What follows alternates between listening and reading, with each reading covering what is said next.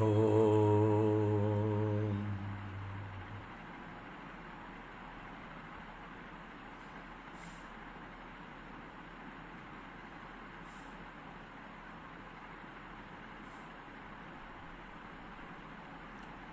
శుక్లాంబరధరం విష్ణుం శశివర్ణం చతుర్భుజం ప్రసన్నవదనం ధ్యాయేత్ సర్వవిఘ్నోపశాంతయే.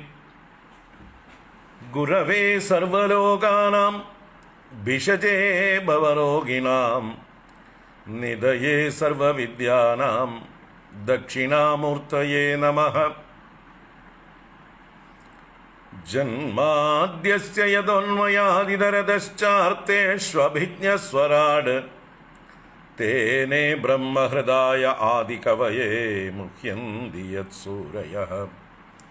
తేజో వారిమృదం యదా వినిమయో యత్ర త్రిసర్గో మృషా ధామ్నా స్వేన సదా నిరస్తకుహగం సత్యం పరం ధీమహి.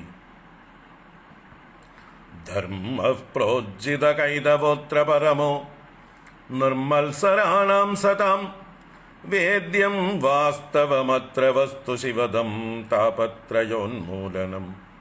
శ్రీమద్భాగవతే మహామునికృతే కిం వా పరైరీశ్వరః సద్యో హృద్యవరుధ్యతేऽत्र కృతిభిః శుశ్రూషుభిస్తల్క్షణాద్.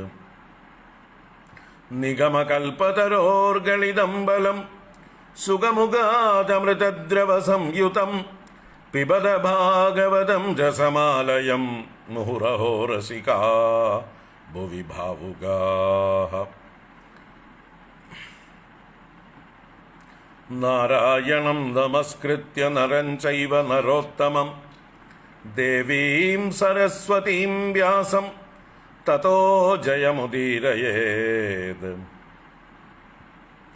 యం ప్రవ్రజంతమనుపేతమపేతకృత్యం ద్వైపాయనో విరహకాతర ఆజుహావ. పుత్రేది తన్మయతయా తరవోభినేదుః తం సర్వభూతహృదయం మునిమానతోస్మి. యస్వానుభావమఖిలశ్రుతిసారమేకం అధ్యాత్మదీపమతితితీర్షదాం తమోందం సంసారిణాం కరుణయాః పురాణగుహ్యం తం వ్యాససూనుముపయామి గురుం మునీనాం. మూకం కరోతి వాచాలం పంగుం లంఘయతే గిరిం యత్కృపాతమహం వందే పరమానందమాధవం. యం బ్రహ్మా వరుణేంద్రరుద్రమరుతః స్తున్వంతి దివ్యైస్తవైః వేదైః సాంగపదక్రమోపనిషదైః గాయంతి యం సామగాః. ధ్యానావస్థితతద్గతేన మనసా పశ్యంతి యం యోగినో యస్యాంతం న విదుః సురాసురగణాః. దేవాయ తస్మై నమః. కోమళం కూజయన్ వేణుం శ్యామళోయం కుమారకః వేదవేద్యం పరం బ్రహ్మ భాసతాం పురతో మమ. భూతైర్మహద్భిర్యైమా పురో విభుః నిర్మాయసేతే యదమూషు పూరుషః. భుङ्क्ते గుణాన్ షోడశ షోడశాత్మకः సోలంఘృషీష్ట భగవాన్ వచాంసి మే. సచ్చిదానందరూపాయ విశ్వోత్పత్యాదిహేతవే తాపత్రయ వినాశాయ శ్రీకృష్ణాయ వయం నుమః. కృష్ణాయ వాసుదేవాయ హరయే పరమాత్మనే ప్రణతక్లేశనాశాయ గోవిందాయ నమో నమః. కృష్ణాయ వాసుదేవాయ దేవకీనందనాయ చ నందగోపకుమారాయ గోవిందాయ నమో నమః. నమః పంకజనాభాయ నమః పంకజమాలినే నమః పంకజనేత్రాయ నమస్తే పంకజాంగ్రయే. പീതാംബരം കരവിരാജിതശങ്കചക്രകൗമോദഗീ സരസിജം കരുണാസമുദ്രം രാധാസഹായമതിസുന്ദരമന്ദഹാസം വാതാലയേശമനിശം ഹൃദി ഭാവയാമി. വാതാലയേശമനിശം ഹൃദി ഭാവയാമി.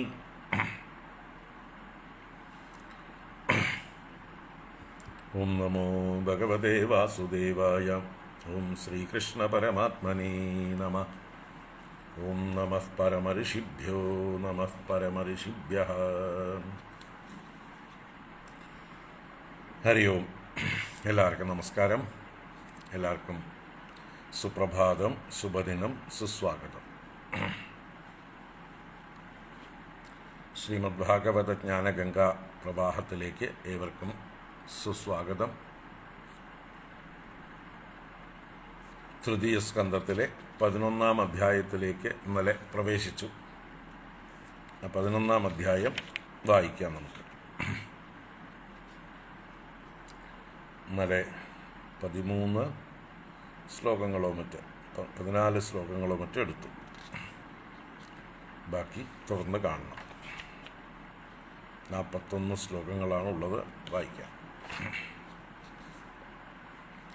ഓം നമോ ഭഗവതേ വാസുദേവായ. അഥ ശ്രീമദ്ഭാഗവതേ തൃതീയസ്കന്ധേ ഏകാദശോऽധ്യായഃ. മൈത്രേയ ഉവാച. ചരമസദ്വിശേഷാണാം അനേകോ അസംയുതഃ സദാ പരമാണുഃ സ വിജ്ഞേയോ നൃണാം ഐക്യഭ്രമോ യതഃ. സത ഏവ പദാർത്ഥസ്യ സ്വരൂപാവസ്ഥിതസ്യ യത് കൈവല്യം പരമമഹാൻ അവിശേഷോ നിരന്തരഃ. ഏവം കാലോപ്യനുമിതഃ സൗക്ഷ്മ്യേ സ്ഥൗല്യേ ച സത്തമ സംസ്ഥാനഭുക്ത്യാ ഭഗവാൻ അവ്യക്തോ വ്യക്തഭുഗ് വിഭുഃ. സകാല പരമാണുർവയ്യോ ഭുങ്ക്തേ പരമാണുതാം സതോ വിശേഷഭുക് യസ്തു സകാലഃ പരമോ മഹാൻ. അനുർധ്വൗ പരമാണു സ്യാദ് ത്രസരേണുസ്ത്രയസ്മൃതഃ ജാലാർക്കരശ്മ്യവഗതഃ ഖമേവാനുപതൻ അഗാദ്. ത്രസരേണുത്രികം ഭുങ്ക്തേ യഃ കാലഃ സ ത്രുടിസ്മൃതഃ ശതഭാഗസ്തു വേദ സ്യാദ് തൈസ്ത്രിഭിസ്തു ലവസ്മൃതഃ.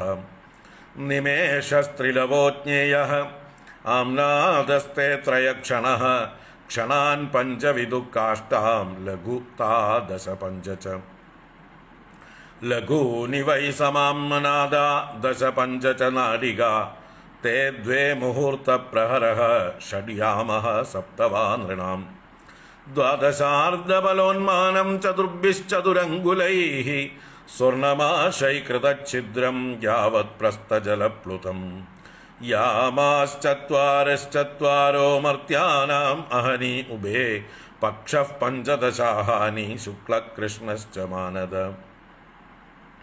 തയോഃ സമുച്ചയോ മാസഃ പിതॄണാം തദഹർനിശം ദ്വൗ താവൃതു ഷഡയനം ദക്ഷിണം ച ഉത്തരം ദിവി. അയനേ ചാഹനി പ്രാഹുഃ വത്സരോ ദ്വാദശ സ്മൃതഃ സംവത്സരശതം നൃണാം പരമായുർനിരൂപിതം. ഗ്രഹക്ഷതാരാചക്രസ്ഥഃ പരമാന്വാദിനാ ജഗത് സംവത്സരാവസാനേന പര്യേത്യനിമിഷോ വിഭുഃ. സംവത്സരഃ പരിവത്സര ഇടാവത്സര ഏവ ച. അനുവത്സരോ വത്സരശ്ച വിദുരൈവം പ്രഭാഷ്യത്തെ. യസൃജ്യ ശക്തിമുരുദോച്ഛ്വസയൻ സ്വശക്ത്യാ പുംസോ ഭ്രമായതി വിധാവതി ഭൂതദേവഃ ഭൂതഭേദഃ. കാലാഖ്യയാ ഗുണമയം ക്രതുഭിർവിതന്വൻ തസ്മൈ ബലിം ഹരത വത്സര പഞ്ചകായ. വിദുര ഉവാച. പിതൃദേവ മനുഷ്യാണാം ആയുഃ പരമിദം സ്മൃതം പരേഷാം ഗതിമാചക്ഷ്വ യേ സ്യുഃ കൽപ്പാത് ബഹിർവിദഃ. ഭഗവാൻ വേദകാലസ്യ ഗതിം ഭഗവതോ നനു വിശ്വം വിചക്ഷത്തെ ധീരാ യോഗരാധ്വേന ചക്ഷുഷാ. മൈത്രേയ ഉവാച. കൃതം ത്രേതാദ്വാപരം ച കലിശ്ചേതി ചതുർയുഗം ദിവ്യൈർദ്വാദശഭിർവർഷൈഃ സാവധാനം നിരൂപിതം. चत्वारि त्रीणि द्वै चैकं कृतादिषु यदाक्रमं संख्यातानि सहस्राणि द्विगुणानि शतानि च सन्ध्यांशयोरन्तरेण यः कालः शतसंख्ययोः तमेवाहुर्युगं तज्ञाः यत्र धर्मो विधीयते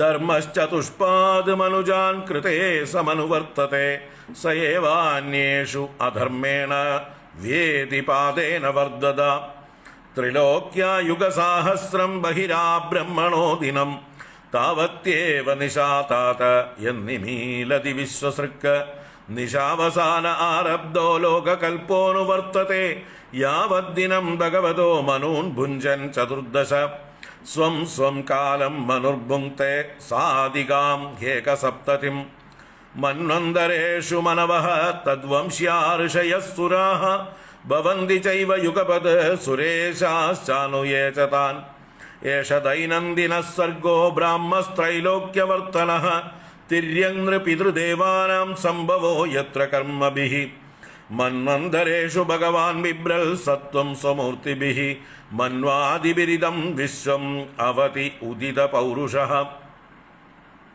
तमो मात्रामुपादाय प्रतिसंवृद्धविक्रमः कालेनानुगदाशेष आस्ते तूष्णीं दिनात्यये तमेवान्नविधीयन्ते लोका भूरादयस्त्रयः निशायाम् अनुवृत्तायां निर्मुक्तशशिभास्करं त्रिलोक्यां दह्यमानायां शक्त्या सङ्घर्षणाग्निना यान्ति ऊष्मणा महर्लोकाद् जनं भृग्वादयोर्दिदाः तावत् त्रिभुवनं सद्यः कल्पान्तैदिदसिन्धवः प्लावयन्त्युल्कणाडोपचण्डवातेरिदोर्मयः अन्धः स तस्मिन् सलिल आस्ते अनन्दासनो हरिः योगनिद्रानिमीलाक्षः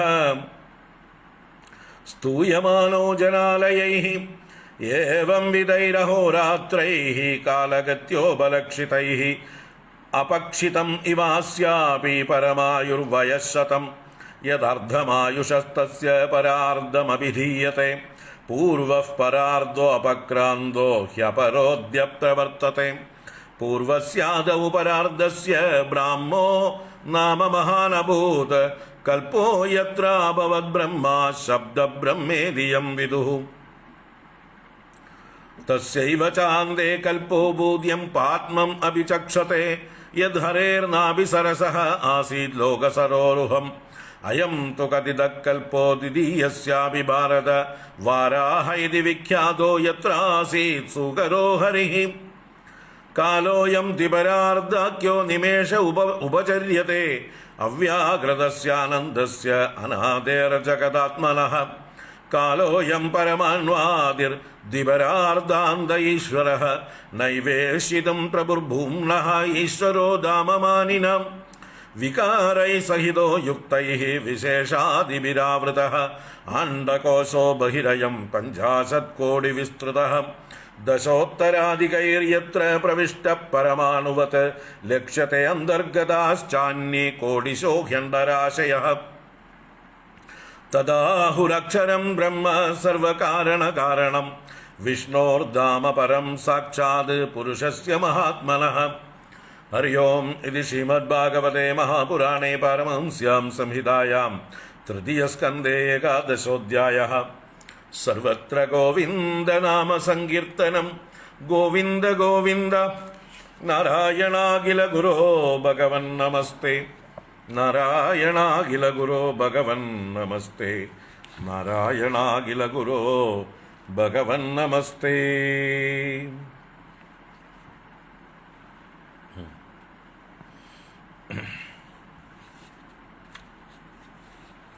नारायण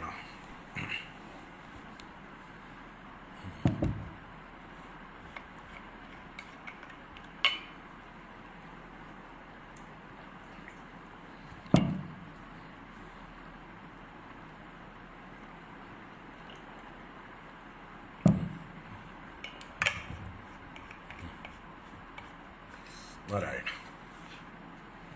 हरि ओम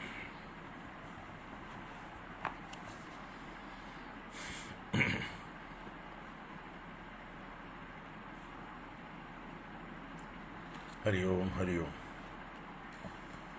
അപ്പോൾ വിതുര മൈത്രേയ സംവാദം തുടരുന്നതാണ്. ബ്രഹ്മദേവൻ്റെ സൃഷ്ടിയെക്കുറിച്ചാണ് പറഞ്ഞുകൊണ്ടിരിക്കുന്നത്. 10 പ്രകാരത്തിലുള്ളതായിട്ടുള്ള സൃഷ്ടികളെക്കുറിച്ച് പറഞ്ഞു. 6 പ്രാകൃതിക സർഗവും 3 വൈകൃതിക സർഗവും ഉഭയ രീതിയിലുള്ള സർഗമായിട്ട് സനകാദികളെക്കുറിച്ചും പറഞ്ഞു. അതിൽ വൈകൃത സർഗത്തിലാണ് സസ്യജാലങ്ങൾ, ജന്തുജാലങ്ങൾ, അതുപോലെ 9ാമതായിട്ട് മനുഷ്യരും വരുന്നത് എന്ന് വിശദമായിട്ട് കണ്ടു. മനുഷ്യരെ ഒരൊറ്റ വിഭാഗം ആയിട്ട് പറഞ്ഞു. രജോ ഗുണം അധികരിച്ചവരും കർമ്മപരന്മാരും ദുഃഖത്തിൽ സുഖമെന്ന് കരുതുന്നവരുമാകുന്നു മനുഷ്യരെല്ലാവരും എന്ന് സാമാന്യമായിട്ട് പറഞ്ഞു. ദേവന്മാരുടെ ഇടയിൽ മുമ്പേ പറഞ്ഞ പ്രാകൃത സർഗത്തിലുള്ളവരാണ് ദേവന്മാർ. അവരുടെ ഇടയിലുള്ള വൈവിധ്യങ്ങളെക്കുറിച്ചും പറഞ്ഞു. അങ്ങനെ സാമാന്യമായിട്ട് സൃഷ്ടിയെക്കുറിച്ച് പറഞ്ഞതിന് ശേഷം 11ാം അധ്യായത്തിൽ കാലത്തെക്കുറിച്ച് കുറച്ചുകൂടെ വിശദമായിട്ടുള്ളൊരു ചർച്ചയാണ്. കാലത്തിൻ്റെ അളവുകളെക്കുറിച്ച് പ്രത്യേകമായിട്ട് വിശേഷിപ്പിച്ച് എടുത്തു പറയുകയാണ്.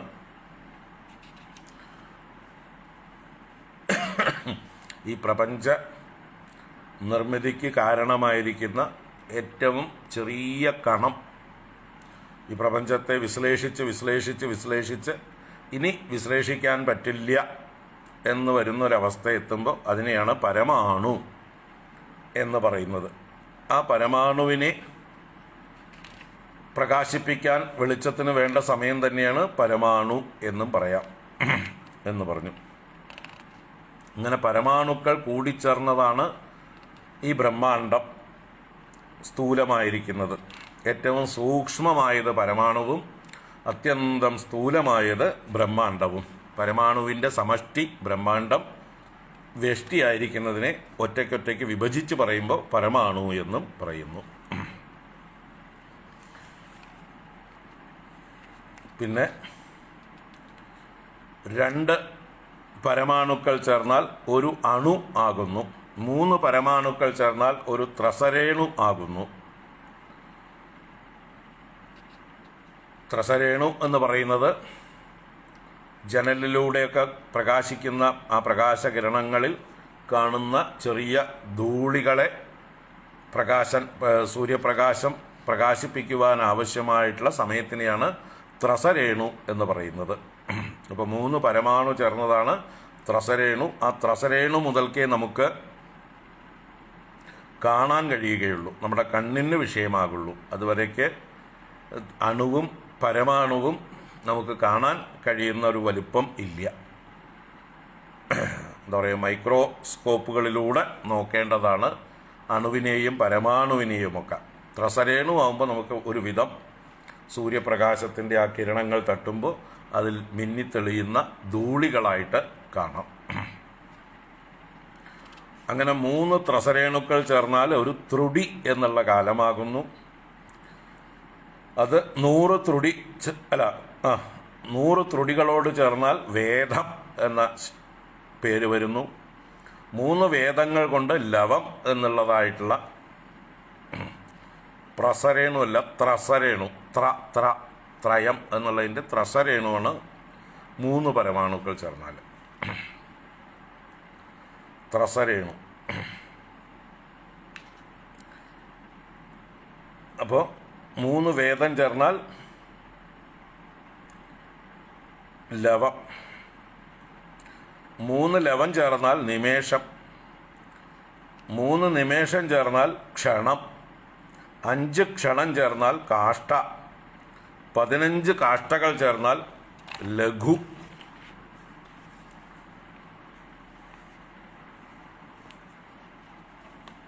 പിന്നെ 15 ലഘുക്കൾ ചേർന്നാൽ ഒരു നാഴിക.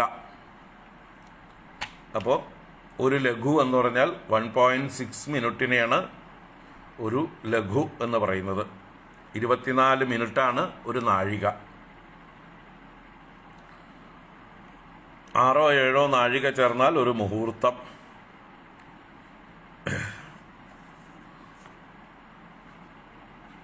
പിന്നെ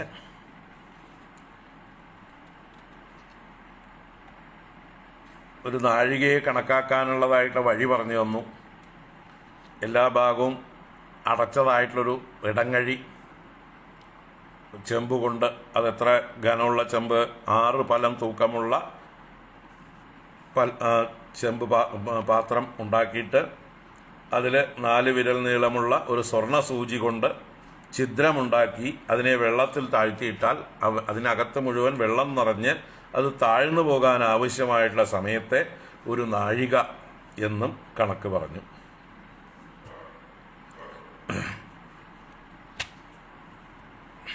പിന്നെ 4 യാമങ്ങൾ പകലും 4 യാമങ്ങൾ രാത്രിയും എന്ന് പറഞ്ഞു. 15 പകലും 15 രാത്രിയും കൂടി ചേരുമ്പോൾ 2 പക്ഷങ്ങൾ, 2 നാഴിക, ഒരു മുഹൂർത്തം എന്നുള്ളത് പറഞ്ഞു. അതൊക്കെ ഇടയിൽ പറഞ്ഞു.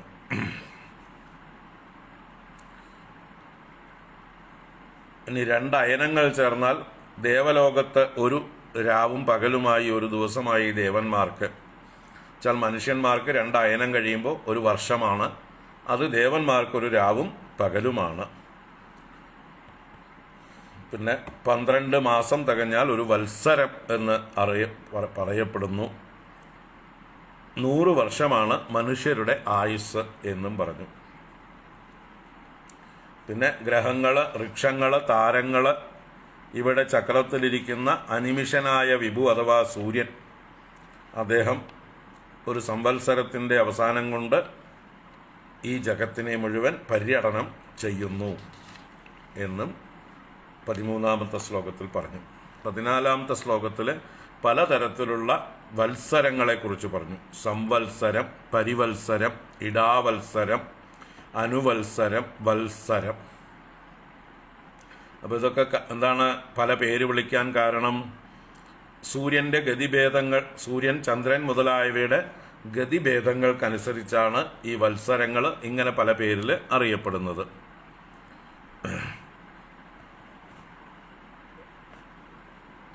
സൂര്യന് അദ്ദേഹത്തിൻ്റെ ഭ്രമണപഥത്തിലൂടെ ഒരു പ്രാവശ്യം കറങ്ങി വരാൻ ആവശ്യമായിട്ടുള്ള സമയം സംവത്സരം എന്ന് പറയാം. അല്ലെങ്കിൽ വാസ്തവത്തിൽ ഭൂമിക്ക് സൂര്യനെ ഒരു പ്രാവശ്യം പ്രദക്ഷിണം വയ്ക്കാനുള്ള സമയമാണ് സംവത്സരം എന്ന് പറയുന്നത്. ബൃഹസ്പതിക്ക് ഒരു വട്ടം ചുറ്റാൻ വേണ്ടി വരുന്ന കാലത്തിനെയാണ് പരിവത്സരം എന്ന് പറയുന്നത്.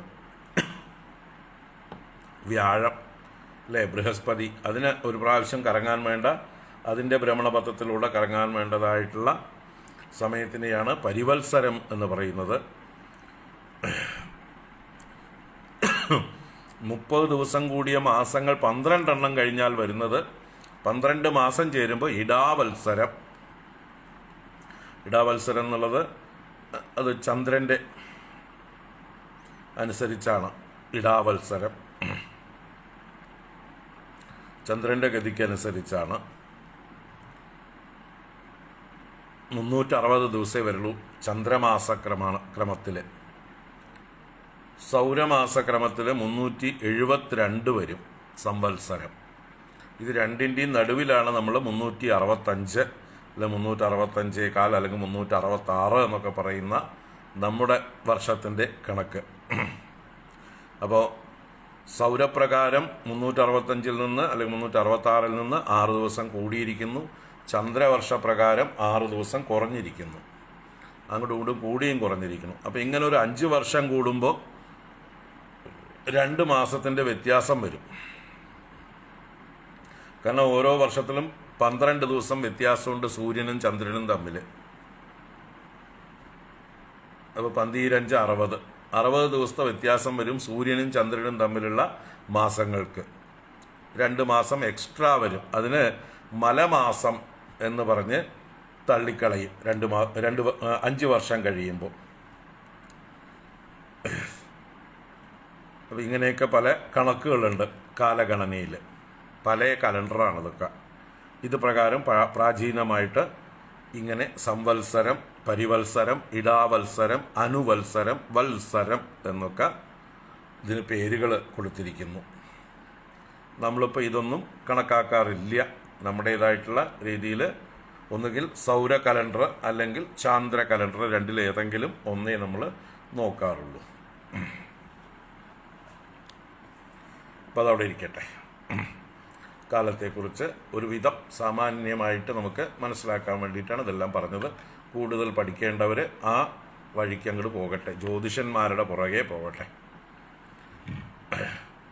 ജ്യോതിഷന്മാർക്ക് തന്നെ അതൊക്കെ കൃത്യമായിട്ട് അറിയോ എന്നുള്ളത്, അവർ എത്രത്തോളം പഠിച്ചിട്ടുണ്ട് എന്നുള്ളത് അന്വേഷിക്കേണ്ടതാണ്.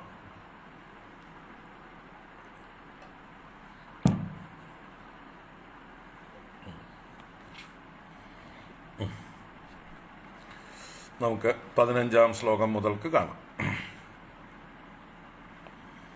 യസൃജ്യ ശക്തിമുരുധോച്ഛ്വസയൻ സ്വശക്ത്യാ പുംസോ ഭ്രമായതി വിധാവതി ഭൂതഭേദഃ കാലാഖ്യയാ ഗുണമയം ക്രതുഭിർവിതന്വൻ തസ്മൈ ബലിം ഹരത വത്സര പഞ്ചകായ. യസൃജ്യ ശക്തിമുരുധോച്ഛ്വസയൻ സ്വശക്ത്യാ പുംസോ ഭ്രമായതി വിധാവതി ഭൂതഭേദഃ കാലാഖ്യയാ ഗുണമയം ക്രതുഭിർവിതന്വൻ തസ്മൈ ബലിം ഹരത വത്സര പഞ്ചകായ. അപ്പോൾ യഹ ഭൂതഭേദഃ കാലാഖ്യയാ സ്വശക്ത്യാ ഗുണമയം ക്രതുഭിഃ വിതന്വൻ സൃജ്യശക്തിം ഉരുദാ ഉച്ഛ്വസയൻ പുംസഃ അഭ്രമായ ദിവി ധാവതി. സൂര്യനെ വിശേഷിപ്പിച്ചതാണ്. ആരാണോ ദിവി ധാവതി, ദിവി ആകാശത്തിൽ ധാവതി ഓടിക്കൊണ്ടിരിക്കുന്നത്, ആരാണത്? സൂര്യഭഗവാനാണ്. അപ്പോൾ എന്തൊക്കെ ചെയ്തുകൊണ്ട്, എന്തിനായിക്കൊണ്ട് എന്നൊക്കെ പറഞ്ഞതാണ്. ഭൂതഭേദഃ യഹ, സകല ഭൂതങ്ങൾക്കും ഭേദമുണ്ടാക്കുന്നവനായ യാതൊരുവൻ, എല്ലാവർക്കും വികാരത്തെ ജനിപ്പിക്കുന്നവനാണ് കാലസ്വരൂപനായ സൂര്യൻ. കാലത്തിൽ മാറാത്തതായിട്ട് എന്താണുള്ളത്? എല്ലാ വസ്തുക്കൾക്കും, സർവചരാചരങ്ങൾക്കും കാലത്തിൽ ഭേദമുണ്ടാകുന്നുണ്ട്, പരിണാമമുണ്ടാകുന്നുണ്ട്. അപ്പോൾ സൂര്യനെ ഭൂതഭേദഃ എന്ന് വിശേഷിപ്പിച്ചു. ഭൂതങ്ങൾക്ക് ഭേദമുണ്ടാക്കുന്നവൻ, ഭൂതങ്ങളെ ഭേദിക്കുന്നവൻ, അല്ലേ?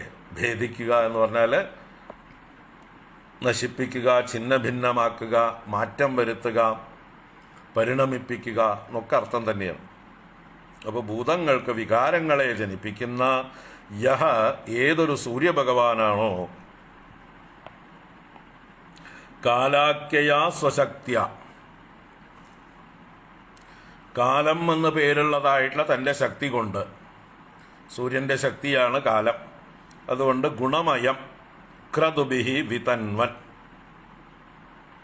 ഗുണമയം എന്ന് പറഞ്ഞാൽ ഗുണമയമായ ഈ പ്രപഞ്ചത്തെ, സത്വം രജസ് തമസ് എന്നുള്ള 3 ഗുണങ്ങൾ കൊണ്ട് നിർമ്മിക്കപ്പെട്ട ഈ പ്രപഞ്ചത്തെ ക്രതുഭിഃ വിതന്വൻ, ക്രതുക്കൾ എന്ന് പറഞ്ഞാൽ യജ്ഞങ്ങൾ, യാഗങ്ങൾ എന്നൊക്കെ അർത്ഥം. വിതന്വൻ എന്ന് പറഞ്ഞാൽ വർദ്ധിപ്പിക്കുന്നവനായിട്ട്. അപ്പോൾ ഈ ലോകം ഒരു യജ്ഞമാണ്. ഈ ലോകത്ത് നടക്കുന്ന സർവകർമ്മങ്ങളും യജ്ഞങ്ങളാണ്. അതാണ് ഇവിടെ ക്രതുഭിഃ വിതന്വൻ എന്ന് പറഞ്ഞത്. യാഗങ്ങളെ കൊണ്ട് അഥവാ യജ്ഞങ്ങളെ കൊണ്ട് വർദ്ധിപ്പിച്ചുകൊണ്ട്, അല്ലേ? ആ സൂര്യഭഗവാൻ തന്നെ, സൂര്യഭഗവാൻ ആരാണ്? ഈ യജ്ഞത്തെക്കുറിച്ച് ഉപദേശിച്ചത് ഭഗവാൻ തന്നെ, നാരായണൻ തന്നെ, അല്ലേ? ഭഗവാൻ പറയണ്ടല്ലോ ഗീതയിൽ, അഹം വിവസ്വതേ യോഗം പ്രോക്തവാനഹമവ്യയം വിവസ്വാൻ മനവേ പ്രാഹ മനുരിക്ഷ്വാകവേ അബ്രവീത് ഏവം പരമ്പരാ പ്രാപ്തം ഇമം രാജർഷയോ വിദുഃ സകാലേനേഹ മഹതാ യോഗോ നഷ്ടഃ പരന്തപ. അപ്പോൾ ഓരോരുത്തരും അവരവരുടെ കർമ്മങ്ങൾ ഈശ്വരാരാധനയായിട്ട് ചെയ്യുമ്പോൾ അതെന്തായി? ക്രതുക്കളായി. വെറുതെ ചെയ്താൽ അവ ക്രിയയാണ്. ആ ക്രിയ ഈശ്വരന് സമർപ്പിച്ചാൽ ക്രതു ആയി പരിണമിക്കുകയാണ്. ക്രതു എന്നാൽ യാഗം, യജ്ഞം എന്നൊക്കെ അർത്ഥം. അപ്പൊ ഏത് കർമ്മവും ഈശ്വര ആരാധനയാക്കിയാൽ അതെന്തായി? യജ്ഞമായി അഥവാ ക്രതുവായി. സൂര്യൻ എന്താ ചെയ്യണത്? സൂര്യൻ തൻ്റെ കർമ്മം ഈശ്വരനുള്ള ആരാധനയാക്കുകയാണ്. തന്നെ ഈ പണി ഏൽപ്പിച്ച നാരായണനുള്ള പൂജയാക്കുകയാണ്. അദ്ദേഹം ഒരു വീഴ്ചയുമില്ലാതെ തൻ്റെ ധർമ്മം നിർവഹിച്ചുകൊണ്ടേയിരിക്കുന്നു. ഭീഷാസ്മാത് വാതഃ പവതേ ഭീഷോതേതി സൂര്യഃ ഭീഷാസ്മാദഗ്നിശ്ച ഇന്ദ്രശ്ച മൃത്യുർധാവതി പഞ്ചമ ഇതി എന്നൊക്കെ വേദം പറയുന്നത് ഓർമ്മിക്കുക. ഏതൊരുവനെ ഭയപ്പെട്ടുകൊണ്ട് ഭീഷാസ്മാത് വാതഃ പവതേ, കാറ്റ് വീശുന്നത് ആരെ ഭയന്നുകൊണ്ട്? ഭീഷോദേതി സൂര്യഃ, ഭീഷാ ഉദേതി സൂര്യഃ, അവനെ ഭയപ്പെട്ടുകൊണ്ട് സൂര്യൻ ഉദിക്കുന്നു. ഭീഷാസ്മാദഗ്നിശ്ച ഇന്ദ്രശ്ച, അസ്മാത് ഭീഷ, അവനിൽ നിന്നുള്ള ഭയം ഹേതുവായിട്ട് അഗ്നിയും ഇന്ദ്രനും അവരവരുടെ ധർമ്മം ചെയ്തുകൊണ്ടേയിരിക്കുന്നു. മൃത്യുർധാവതി പഞ്ചമഃ, അഞ്ചാമനായ മൃത്യുദേവൻ അദ്ദേഹത്തിൻ്റെ പണി ഓടി നടന്ന് ചെയ്യുന്നു, യാതൊരു വീഴ്ചയും വരുത്താതെ. അപ്പം ഇങ്ങനെ ഓരോ ദിക്പാലകന്മാരും അവരവരെ ഏൽപ്പിച്ച പണി കൃത്യമായിട്ട് നിർവഹിച്ചു കൊണ്ടിരിക്കുന്നു. അവർക്ക് യാതൊരു കൈക്കൂലിയും വേണ്ട അത് ചെയ്യാനായിക്കൊണ്ട്. അവർ ചെയ്യാൻ ബാധ്യസ്ഥരാണ്. അവരത് ചെയ്തിരിക്കും. കാരണം അവർക്ക് പേടിക്കാൻ ആളുണ്ട്. നമ്മൾ കൈക്കൂലി കൊടുത്താലേ ചെയ്യൂന്നൊന്നുമില്ല. പക്ഷേ നമ്മൾ കൊടുക്കേണ്ടത് കൊടുക്കുകയും വേണം. നമ്മൾ ടാക്സ് കൊടുക്കേണ്ടത് കൊടുക്കണം, അല്ലേ? എന്നാലേ അവർക്ക് കൊടുക്കാനുള്ള ശമ്പളം കൊടുക്കാൻ പറ്റുള്ളൂ. ഉദ്യോഗസ്ഥന്മാർക്ക് ശമ്പളം കൊടുക്കണമെങ്കിൽ നമ്മൾ ടാക്സ് കൊടുക്കാനുള്ളത് കൊടുക്കണം. അത് കൈക്കൂലിയല്ല. നമ്മൾ കൊടുക്കാൻ ബാധ്യസ്ഥമായിട്ടുള്ള ഒരിതാണ് കരം കൊടുക്കുക എന്ന് പറയുന്നത്. അപ്പം അതുപോലെയാണ് നമ്മൾ നമ്മുടേതായിട്ടുള്ള പൂജാദികൾ ഓരോരുത്തർക്കും സമർപ്പിക്കുന്നത്. ഓരോ ഡിപ്പാർട്ട്മെൻറ്റിനും സമർപ്പിക്കുന്നതാണത്. നമ്മൾ സൂര്യനെ പൂജിക്കുന്നു, അഗ്നിയെ പൂജിക്കുന്നു, ഇന്ദ്രനെ പൂജിക്കുന്നു, യമനെ പൂജിക്കുന്നു, വായുവിനെ പൂജിക്കുന്നു, വരുണനെ പൂജിക്കുന്നു. ഓരോരോ യജ്ഞങ്ങളിലൂടെ ഓരോരുത്തർക്കും വേണ്ട ഹവിസ് സമർപ്പിക്കുന്നു. അതൊക്കെ എന്താണ്? കരം കൊടുക്കലാണ്. നമ്മൾ അവരിൽ നിന്നൊക്കെ ആനുകൂല്യങ്ങൾ പറ്റിക്കൊണ്ടിരിക്കുന്നുണ്ട്. അവരാണ് നമുക്ക് ഈ ഒരു ഇൻഫ്രാസ്ട്രക്ചർ ഒരുക്കി തന്നിരിക്കുന്നത്. ഈ പ്രപഞ്ചമാകുന്ന ഇൻഫ്രാസ്ട്രക്ചറെ നിയന്ത്രിച്ച് നമുക്ക് അനുകൂലമായിട്ടുള്ള സാഹചര്യങ്ങൾ ഒരുക്കി തരുന്ന നിയമപാലകന്മാരാണ് ഈ പറഞ്ഞ ദിക്പാലകന്മാരൊക്കെ.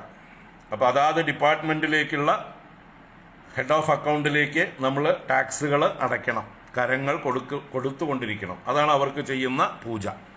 അത് കൈക്കൂലിയല്ല, അത് മാൻഡേറ്ററിയാണ്, ഓപ്ഷണൽ അല്ല. You have no choice, you have to remit. Mandatory, compulsory, ഓരോരുത്തർക്കും കൊടുക്കേണ്ടതാണ് എന്ന് ഭഗവാൻ ഗീതയിൽ പറയുന്നുണ്ട്. ദേവാൻ ഭാവയതാനേന തേ ദേവാ ഭാവയന്തു വഹ പരസ്പരം ഭാവയന്തഃ ശ്രേയഃ പരമവാപ്സ്യത. നിങ്ങൾ അവർക്ക് കൊടുക്കാനുള്ളത് ടാക്സ് കൃത്യമായിട്ട് കൊടുത്താൽ ആ ഡിപ്പാർട്ട്മെൻറ്റിൽ നിന്ന് നമുക്ക് കിട്ടേണ്ട സേവനങ്ങളൊക്കെ കൃത്യമായിട്ട് കിട്ടും, അല്ലേ? ടാക്സ് കൊടുത്താലല്ലേ ആ ഡിപ്പാർട്ട്മെൻറ്റ് നന്നായിട്ട് ഫങ്ഷൻ ചെയ്യാൻ പറ്റുള്ളൂ. അപ്പോൾ നമുക്ക് കിട്ടേണ്ട സേവനങ്ങളൊക്കെ കൃത്യമായിട്ട് കിട്ടിക്കൊണ്ടിരിക്കും. ഇവിടെ കേരളത്തിൽ പല ഡിപ്പാർട്ട്മെൻറ്റുകളും വെള്ളാനകൾ മാത്രമാണ്, അല്ലേ? കേരളത്തിൽ കൃഷി വകുപ്പ് എന്ന് പറഞ്ഞിട്ട് ഒരു വകുപ്പുണ്ട്. അതിൻ്റെ കീഴിൽ ഇല്ലാത്ത ഡിപ്പാർട്ട്മെൻറ്റുകളില്ല, അതിൻ്റെ കീഴിൽ ഇല്ലാത്ത ബോർഡുകളില്ല. ഓരോ മാസവും 280 കോടി രൂപ അതിലെ ഉദ്യോഗസ്ഥന്മാർക്ക് ശമ്പളത്തിന് വേണ്ടി മാത്രം വേണം. എന്നിട്ടൊരു പച്ചമുളകോ ഒരു തക്കാളിയോ ഈ കൃഷി വകുപ്പിൻ്റെ വഴിക്ക് ഉൽപ്പാദിപ്പിക്കുന്നുണ്ടോ കേരളത്തിലെന്ന് ചോദിച്ചാൽ അറിയില്ല. വെള്ളാനകളാണ്. പലർക്കും ശമ്പളവും മറ്റ് ആനുകൂല്യങ്ങളും പറ്റാൻ വേണ്ടി മാത്രമുള്ള വെള്ളാനകൾ നമ്മുടെ നികുതി പണം മുടിക്കാൻ വേണ്ടിയിട്ടുള്ള വകുപ്പുകളാണ്. കേരളത്തിൽ കൃഷി വകുപ്പ് എന്ന് പറഞ്ഞൊരു വകുപ്പിൻ്റെ ആവശ്യമേ ഇല്ല. കാരണം ഒരു കൃഷിയും ഇവിടെ നടക്കുന്നില്ല. ഉള്ള കൃഷികളെ നശിപ്പിക്കുന്ന പ്രവൃത്തിയാണ് അവർ ചെയ്തുകൊണ്ടിരിക്കുന്നത്. എന്നിട്ട് ഇത്രയും കോടികൾ മാസാമാസം നമ്മൾ ശമ്പളം കൊടുത്തുകൊണ്ടിരിക്കണം. അത് വെള്ളാനകളാണ്, അഴിമതികളാണ്.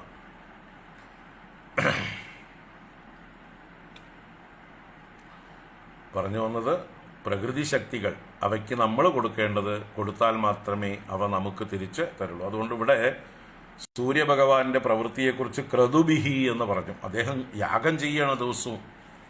എന്താ യാഗം ചെയ്യുക? അദ്ദേഹത്തിൻ്റെ സ്വധർമ്മത്തെ അദ്ദേഹം ഈശ്വര ആരാധനയാക്കി മാറ്റുകയാണ്, നാരായണനുള്ള പൂജയാക്കി ചെയ്യുകയാണ്.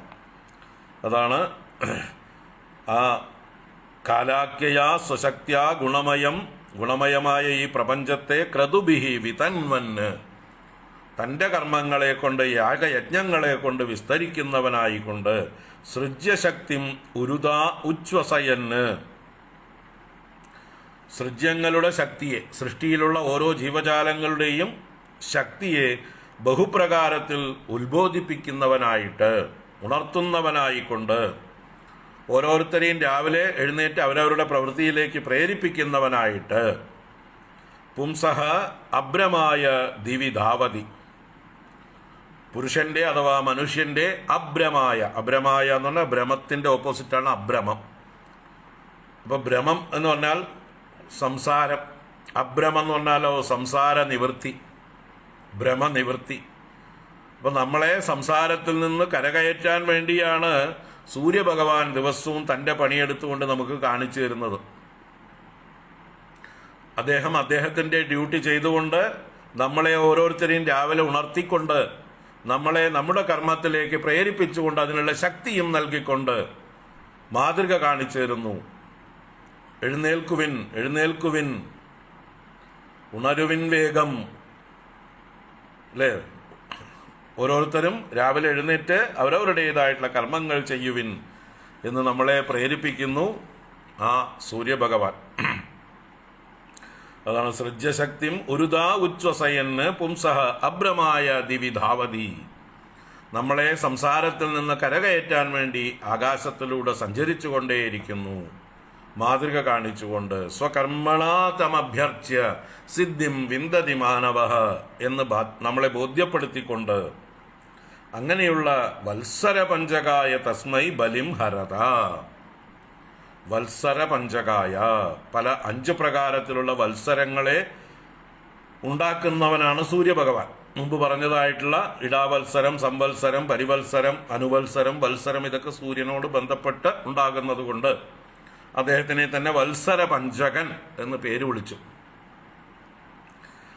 വത്സര പഞ്ചകം, 5 നാമധേയത്തോടുകൂടിയ വത്സരത്തെ ഉണ്ടാക്കുന്നവനായിരിക്കുന്ന തസ്മൈ, ആ കാലസ്വരൂപനായ ഈശ്വരന്റെ പ്രതിപുരുഷനായ സൂര്യഭഗവാനായിക്കൊണ്ട് ബലിം ഹരത, യൂയം ബലിം ഹരത, നിങ്ങൾ ഓരോരുത്തരും നിത്യേന അദ്ദേഹത്തിന് ബലിയെ കൊണ്ടു കൊടുക്കുവിൻ. ബലിയെ കൊണ്ടു കൊടുക്കുവിൻ എന്ന് പറഞ്ഞാൽ നിത്യേന രാവിലെ അദ്ദേഹത്തെ സന്തോഷിപ്പിക്കുവിൻ, അദ്ദേഹത്തിന് തർപ്പണം ചെയ്യുവിൻ. അദ്ദേഹത്തെ തർപ്പണം ചെയ്തുകൊണ്ട് സൂര്യഗായത്രി ജപിക്കുവിൻ, സന്ധ്യാവന്ദനം ചെയ്യുവിൻ, നിത്യനൈമിത്തിക കർമ്മങ്ങൾ ചെയ്യുവിൻ. അതാണ് ബലിം ഹരത എന്ന് പറയുന്നതിൻ്റെ അർത്ഥം. അപ്പോൾ ഓരോരുത്തരും ആ സൂര്യഭഗവാനെ കണ്ടുപഠിച്ച് സൂര്യഭഗവാനെ പ്രത്യക്ഷ നാരായണ മൂർത്തിയായും കണ്ട് നമ്മുടെ ആരാധനകൾ അദ്ദേഹത്തിന് നിത്യവും സമർപ്പിക്കണം. അദ്ദേഹത്തോടുള്ളതായിട്ടുള്ള ബഹുമാനം, ആദരവ് എന്നും നമ്മൾ പ്രകടിപ്പിച്ചുകൊണ്ടേയിരിക്കണം. അദ്ദേഹത്തോടുള്ള ആദരവ് നമ്മൾ നിലനിർത്തിയാൽ മാത്രമേ അദ്ദേഹത്തെ പോലെ നമുക്കും ആവാൻ പറ്റുള്ളൂ.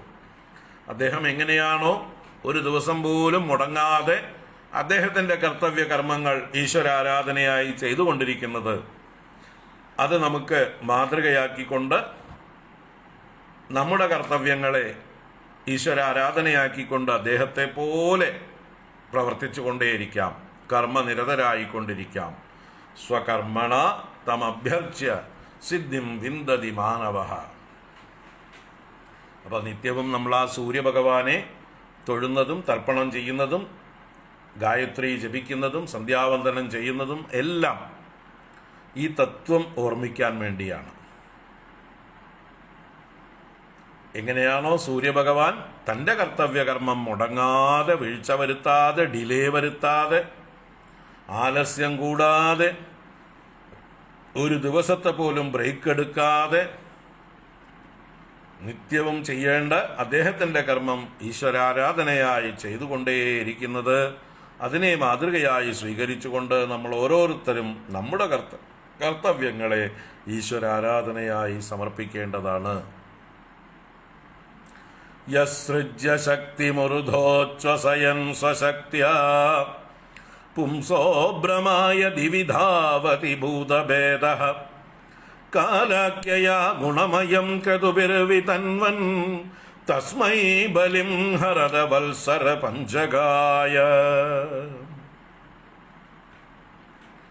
ഇപ്പൊ നിത്യവും സൂര്യനെ വണങ്ങേണ്ടതാണ്, അദ്ദേഹത്തിന് ബലിയെ കൊണ്ടു കൊടുക്കേണ്ടതാണ്. അദ്ദേഹത്തിന് ബലി എന്ന് പറഞ്ഞാൽ നമ്മുടെ ബലിയൊന്നും അദ്ദേഹത്തിന് ആവശ്യമുണ്ടായിട്ടല്ല, പക്ഷെ നമുക്കെന്നും അദ്ദേഹത്തെ ഓർമ്മിക്കുവാൻ വേണ്ടി.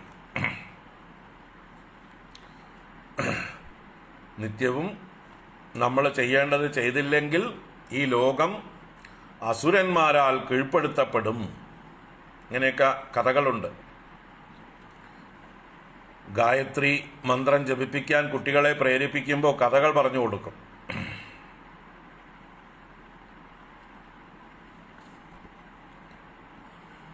ആ സൂര്യഭഗവാന്റെ മുമ്പിൽ, അദ്ദേഹത്തിൻ്റെ രഥത്തിൻ്റെ മുമ്പിൽ ഒരു 60,000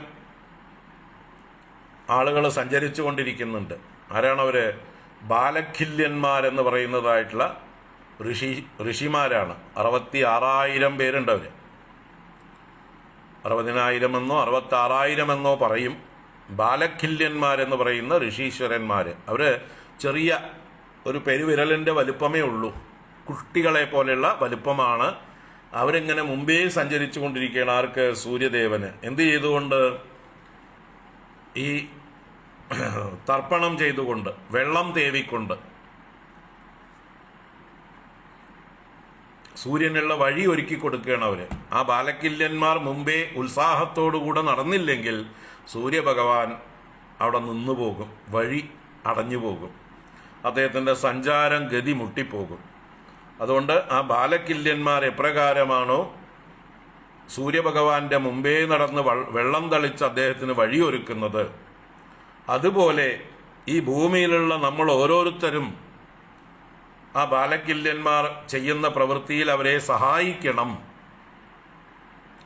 ആ സഹായമാണ് നമ്മൾ ഇവിടുന്ന് ഭൂമിയിൽ നിന്ന് വെള്ളം തേകുമ്പോൾ ഉണ്ടാകുന്നത്. ഇപ്പം നമ്മളും വെള്ളം തേകിയാൽ മാത്രമേ സൂര്യഭഗവാന് പോകാനുള്ളതായിട്ടുള്ള വഴി ഒരുങ്ങുകയുള്ളൂ. ദിവസവും തളിച്ചു കൊടുക്കണം നമ്മൾ, അല്ലേ? നമ്മുടെയൊക്കെ വീടുകളിൽ പണ്ട് അമ്മമാർ രാവിലെ നേരത്തെ എഴുന്നേറ്റ് അടിച്ചുവാരി ചാണകവെള്ളം തളിക്കൽ പരിപാടി ഉണ്ടായിരുന്നു. ആ തളിച്ച് കഴിഞ്ഞിട്ടേ വീട്ടിൽ നിന്ന് ഒരാൾ പുറത്തിറങ്ങാൻ പാടുള്ളൂ. തളിക്കാതെ ഇറങ്ങിപ്പോകുന്നത് മൂദേവി കയറിക്കൂടും, മഹാലക്ഷ്മി ഇറങ്ങിപ്പോകും എന്നൊക്കെ ഉള്ളതായിട്ടുള്ള സങ്കല്പങ്ങളാണ്. അപ്പോൾ രാവിലെ നേരത്തെ, എത്ര നേരത്തെയാണെങ്കിലും വീട്ടിൽ നിന്ന് ആരെങ്കിലും പുറത്തേക്ക് പോകണ്ടെങ്കിൽ അമ്മമാർ അടിച്ചുവാരി ചാണകവെള്ളം തളിക്കുക എന്നൊരു, ഇന്നിപ്പോൾ ചാണകവുമില്ല, വെള്ളവുമില്ല, എല്ലാം ഫ്ലാറ്റുകളുമായി, എവിടെ തളിക്കാനാ? എങ്കിലും സൗകര്യമുള്ള അഗ്രഹാരങ്ങളും അതുപോലെയുള്ളിടത്തൊക്കെ ഇപ്പോഴും നടക്കുന്നുണ്ട്.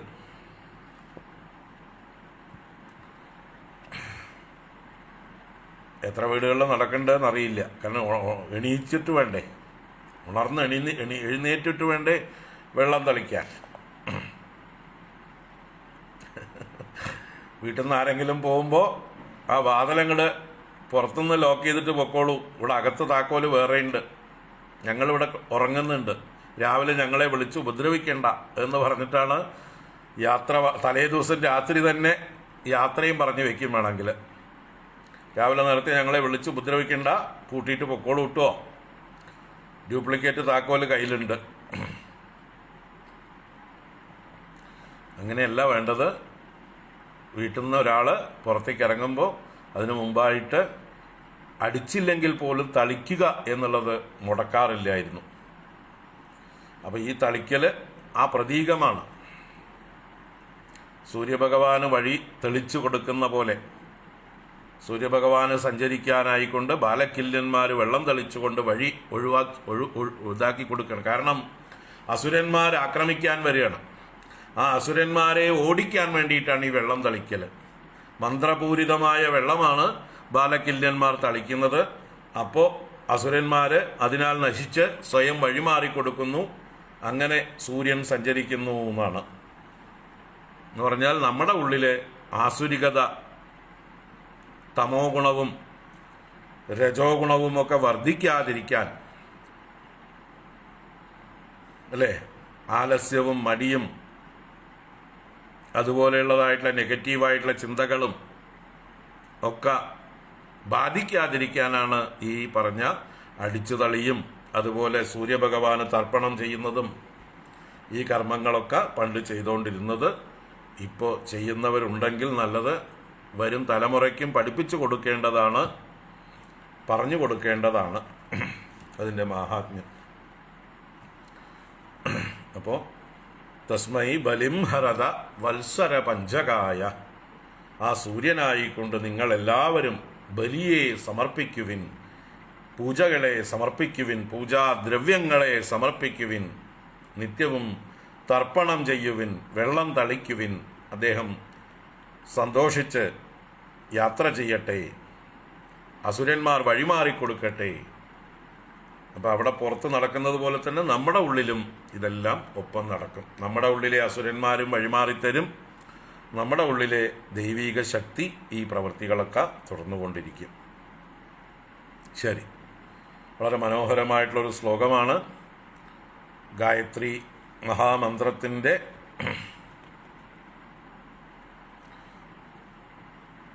ആ ഒരു താല്പര്യം കൂടി ഈ ശ്ലോകത്തിനകത്ത് ഒതുങ്ങിയിരിക്കുന്നു. യസ്സൃജ്യ ശക്തിമുരുധോച്ഛ്വസയൻ സ്വശക്തിയ പുംസോ ഭ്രമായ ദിവിധാവതി ഭൂതഭേദഃ കാലാഖ്യയാ ഗുണമയം ക്രതുഭിർവിതന്വൻ തസ്മൈ ബലിം ഹരത വത്സര പഞ്ചകായ. അങ്ങനെ പറഞ്ഞപ്പോൾ വിതുരൻ വീണ്ടും ചില ചോദ്യങ്ങൾ ചോദിക്കുന്നു. വിതുര ഉവാച പിതൃദേവ മനുഷ്യാണാം ആയുഃ പരമിദം സ്മൃതം പരേഷാം ഗതിമാചക്ഷ്വ യേസ്യു കൽപാത് ബഹിർവിദഃ ഭഗവാൻ വേദകാലസ്യ ഗതിം ഭഗവതോ മനു വിശ്വം വിചക്ഷത്തെ ധീരാഃ യോഗരാധ്യേന ചക്ഷുഷാ.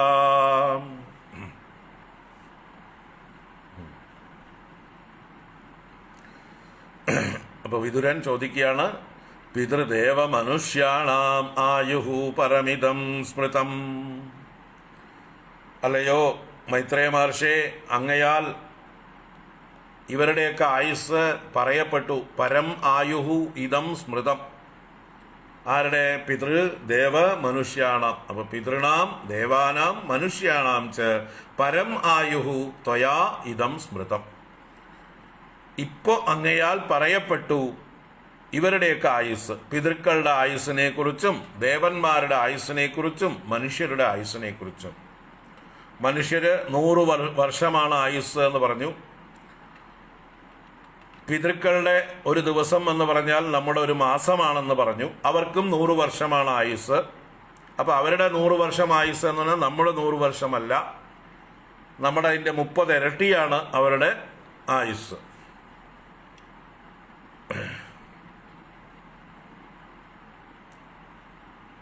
നമുക്ക് ഒരു മാസമാകുമ്പോൾ പിതൃക്കൾക്ക് ഒരു ദിവസമേ ആവുന്നുള്ളൂ. അപ്പോൾ നമുക്ക് 100 വർഷമാകുമ്പോൾ പിതൃക്കൾക്ക് 300 വർഷമാകുമ്പോഴാണ് 3000 വർഷമാകുമ്പോഴാണ്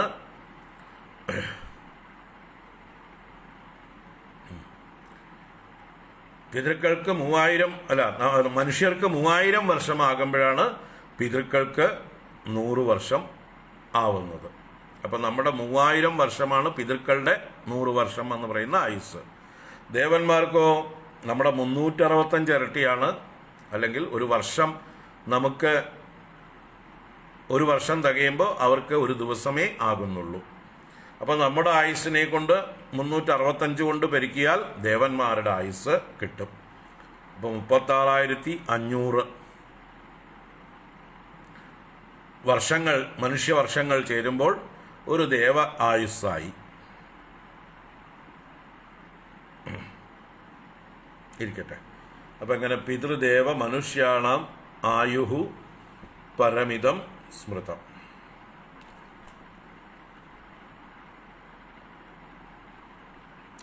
പരേഷാം ഗതിം ആചക്ഷ്വ യേ സ്യുഹു കൽപ്പാത് ബഹിർവിധ. പരേഷാം ഗതിം, മറ്റുള്ളവരുടെ എന്ന് വെച്ചാലോ, യേ സ്യുഹു കൽപ്പാത് ബഹിർവിധ. കൽപ്പാത് ബഹി, കൽപ്പം എന്ന് പറഞ്ഞാൽ ഈ 3 ലോകങ്ങളെയാണ് ഇവിടെ കൽപ്പം എന്ന് സൂചിപ്പിച്ചിരിക്കുന്നത്. ഭൂർഭുവ സ്വഹ എന്നുള്ള 3 ലോകങ്ങൾ, അതിൻ്റെ ബഹി പുറത്തുള്ളതായിട്ടുള്ള ലോകങ്ങൾ, അവിടെയുള്ള വിദഹ, വിദഹ എന്ന് പറഞ്ഞാൽ ജ്ഞാനികൾ, വിത്തുക്കൾ.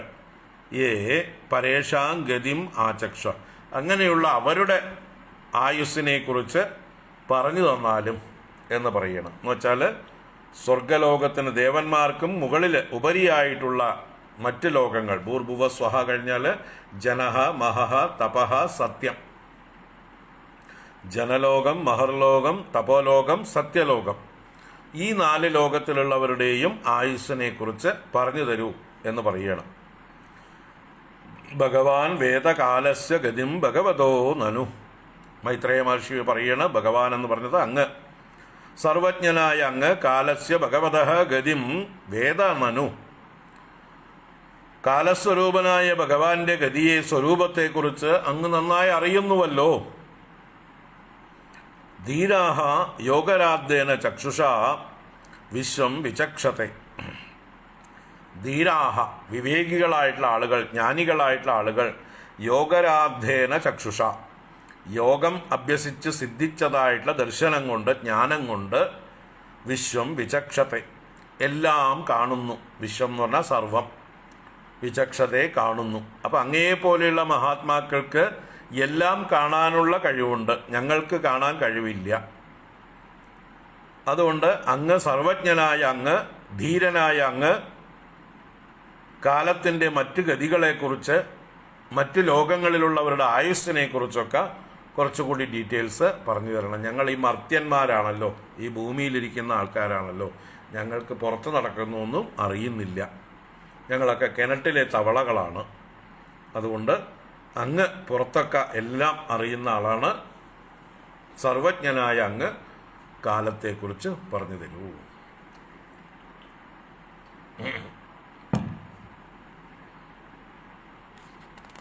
നാരായണ. മൈത്രേയ ഉവാച കൃതം ത്രേതാദ്വാപരം ച കലിശ്ചേതി ചതുർയുഗം ദിവ്യൈർദ്വാദശഭിർവർഷൈഃ സാവധാനം നിരൂപിതം. ചത്വാരി ത്രീണി ദ്വേ ചൈകം കൃതാദിഷു യഥാക്രമം സംഖ്യാതാനി സഹസ്രാണി ദ്വിഗുണാനി ശതാനി ച. സന്ധ്യാംശയോരന്തരേണ യഃ കാലഃ ശതസംഖ്യയോഃ തമേവാഹുർയുഗം തജ്ഞാഃ യത്ര ധർമ്മോ വിധീയതേ.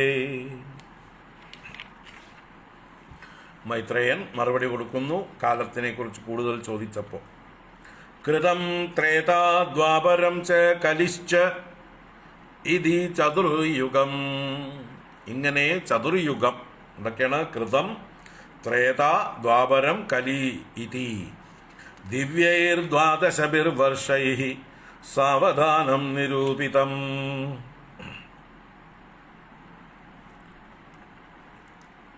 ദിവ്യങ്ങളായ ദ്വാദശഭിഹി വർഷൈഹി. ഇവിടെ ദ്വാദശഭിഹി എന്നുള്ളത് കൊണ്ട് ദ്വാദശ സഹസ്രൈഹി എന്നർത്ഥത്തിൽ എടുക്കണം. 12,000 ദേവസംവത്സരങ്ങളെ കൊണ്ട് ഈ ചതുർയുഗങ്ങളെ പറയപ്പെട്ടിരിക്കുന്നു എന്നാണ്. ചതുർയുഗങ്ങൾ 12,000 ദേവവർഷങ്ങളാണ് എന്നിട്ട് ചത്വാരി ത്രീണി ദ്വേ ച ഏകം കൃതാദിഷു യഥാക്രമം സംഖ്യാതാനി സഹസ്രാണി ദ്വിഗുണാനി ശതാനി ച പറയുന്നുണ്ട്. ചത്വാരി എന്ന് പറഞ്ഞാൽ 4, ത്രീണി എന്ന് പറഞ്ഞാൽ 3, ദ്വേ എന്ന് പറഞ്ഞാൽ 2, ഏകം എന്ന് പറഞ്ഞാൽ 1. അത് കൃതാദിഷു യഥാക്രമം സംഖ്യാതാനി സഹസ്രാണി, കൃതം മുതലായവയിൽ ക്രമത്തിൽ എണ്ണപ്പെട്ടിരിക്കുന്നു എന്ന് പറഞ്ഞാൽ ചത്വാരി എന്ന് പറഞ്ഞത് കൃതയുഗമാണ്. 4000 ദേവവർഷങ്ങളാണ് കൃതയുഗം.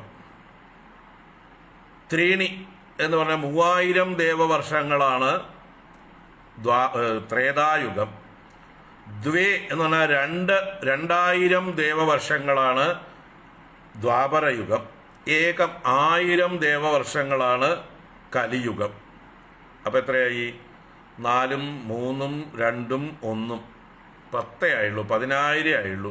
ഇനി 2000 എവിടെ പോയി? 2000 പോയത് അത് പറയുന്നുണ്ട് ഇവിടെ ദ്വിഗുണാനി ശതാനി ച എന്ന് പറയുന്നുണ്ട്.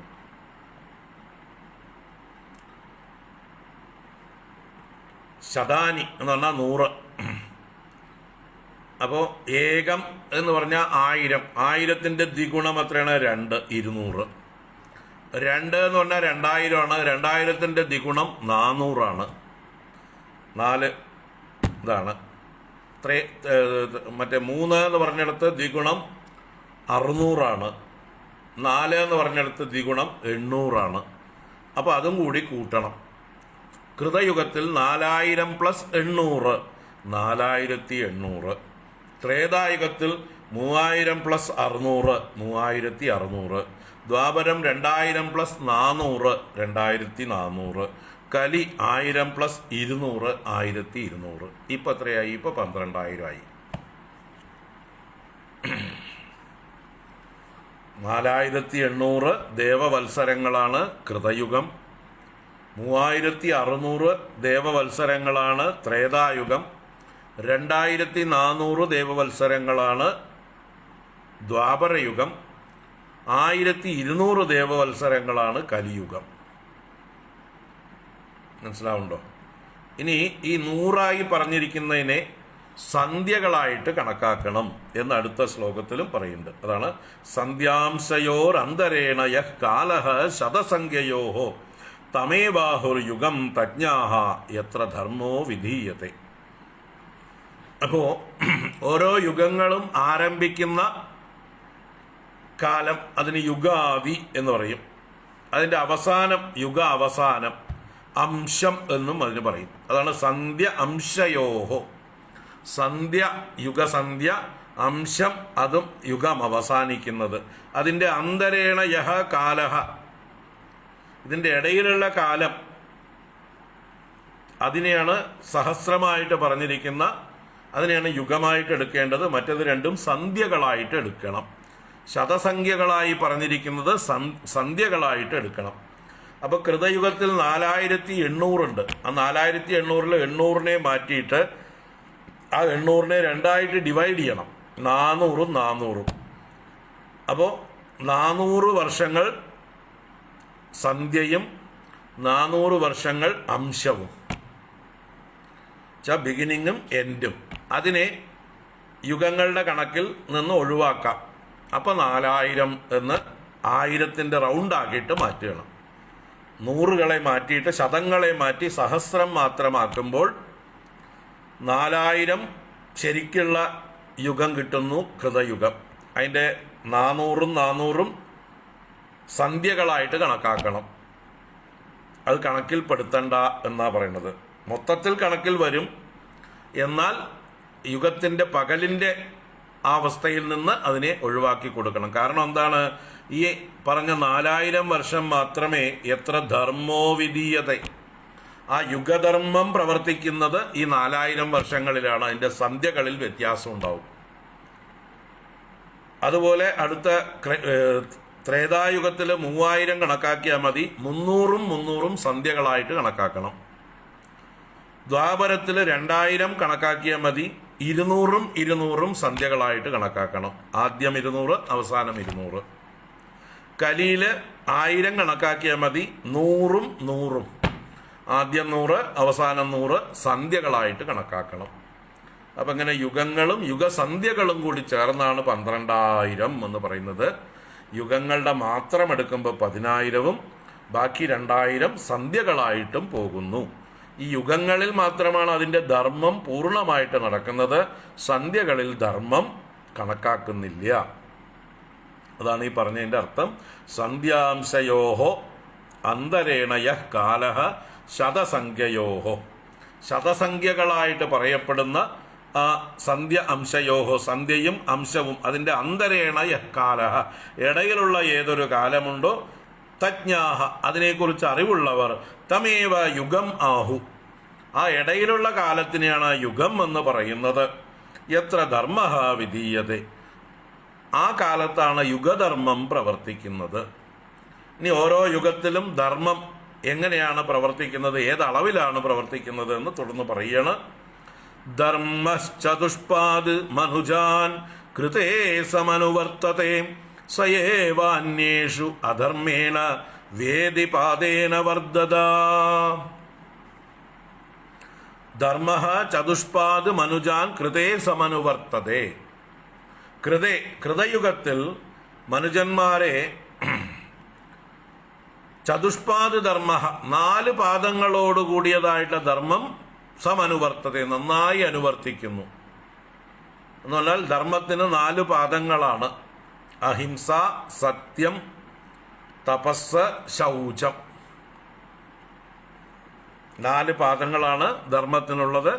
അഹിംസ, സത്യം, തപസ്, ശൗചം. ഈ 4 പാദങ്ങളും പൂർണ്ണമായി പ്രവർത്തിക്കുന്നത് കൃതയുഗത്തിൽ. അതാണ് ധർമ്മ ചതുഷ്പാദ് മനുജാൻ കൃതേ സമനുവർത്തതേ സയേവ, അതേ ധർമ്മം തന്നെ അന്യേഷു അന്യയുഗങ്ങളിൽ, ത്രേതായുഗം, ദ്വാപരയുഗം മുതലായ യുഗങ്ങളിൽ അധർമ്മേണ വർദ്ധതാപാദേന വേദി, വർദ്ധിക്കുന്ന പാദം കൊണ്ട് വേദി വ്യയം സംഭവിക്കുന്നു, കുറവ് സംഭവിക്കുന്നു അധർമ്മത്താൽ. എന്ന് പറഞ്ഞാലോ, കൃതം 4 പാദവും വർദ്ധിക്കുന്നുണ്ടെങ്കിൽ ത്രേതായുഗമാകുമ്പോഴേക്കും 1 പാദം ധർമ്മം കുറയും. മുക്കാൽ ഭാഗമേ ധർമ്മം വർദ്ധിക്കുള്ളൂ. ഒരു പാദം എന്ന് പറഞ്ഞാൽ 25% എന്ന് കണക്കാക്കാം, 1/4 ഭാഗം, ബാക്കി 1/4 ഭാഗം ഓക്കെ. അപ്പോൾ ത്രേതായുഗത്തിലേക്ക് എത്തുമ്പോഴേക്കും ധർമ്മത്തിൽ വെള്ളം ചേർത്തിട്ടുണ്ടാവും, 25% ഡിപ്രീസിയേഷൻ. അടുത്ത ദ്വാപരയുഗമാകുമ്പോഴേക്കോ 50% ധർമ്മമേ നടക്കുള്ളൂ. 2 പാദം വർദ്ധിച്ചിട്ടുണ്ടാവും അധർമ്മം. 2 പാദം വർദ്ധിച്ചാൽ ധർമ്മം 2 പാദം ക്ഷയിച്ചു എന്നർത്ഥം. അടുത്തത് ദ്വാപരമാകുമ്പോഴേക്കോ കലിയുഗമാകുമ്പോഴേക്കോ ഒന്നുകൂടെ 1 പാദം കൂടി വർദ്ധിച്ചു അധർമ്മം. 1/4 ഭാഗം അധർമ്മവും 1/4 ഭാഗം ധർമ്മവും ആകുന്നു. ഇപ്പം നമ്മൾ കലിയുഗത്തിലാണ്. 1/4 ഭാഗം അധർമ്മം വർദ്ധിച്ചു, 1/4 ഭാഗം ധർമ്മം പ്രവർത്തിക്കുന്നുണ്ട്. ഇനി ഇതും കൂടി പൂർണ്ണമായിട്ട് നശിച്ചുകൊണ്ടിരിക്കുകയാണ്. അത് പൂർണ്ണമാകുന്നതോടുകൂടിയിട്ട് പ്രളയം ആകും, ഒരു യുഗപ്രളയം. ചതുർയുഗം കഴിയുമ്പോൾ ഒരു റീസൈക്ലിംഗ് നടക്കും, എന്നിട്ട് വീണ്ടും കൃതയുഗത്തിലേക്ക് പോകും.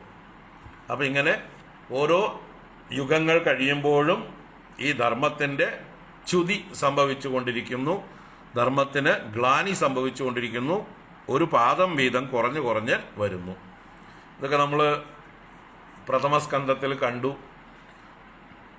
പരീക്ഷിത്ത് ദിഗ്വിജയം നടത്തുമ്പോൾ 3 കാലിൽ നിൽക്കുന്ന ഒരു കാളയെ കണ്ടു എന്ന് പറഞ്ഞപ്പോൾ, കലിയുഗത്തിൽ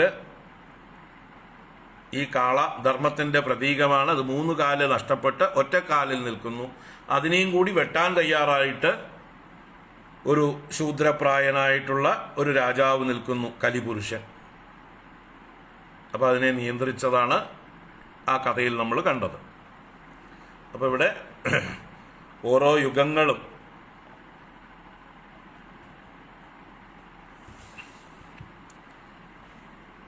ചതുർയുഗങ്ങളിൽ സന്ധ്യയടക്കം 1200 ദിവ്യവർഷങ്ങളാണ് ഒരു കലിയുഗം. 2400 ദിവ്യവർഷങ്ങളാണ് ദ്വാപരയുഗം. 3600 ദിവ്യവർഷങ്ങളാണ് ത്രേതായുഗം. 4800 ദിവ്യവർഷങ്ങളാണ് കൃതയുഗം. ഈ ദിവ്യവർഷത്തെ മനുഷ്യവർഷമാക്കി കൺവേർട്ട് ചെയ്യാൻ എന്ത് ചെയ്യണം? 365 കൊണ്ട് പെരുക്കിയാൽ മതി. അപ്പം 4,38,000 വർഷമാണ് കലിയുഗം. 8,76,000 വർഷമാണ് ദ്വാപരയുഗം. 13,14,000 വർഷമാണ് ത്രേതായുഗം.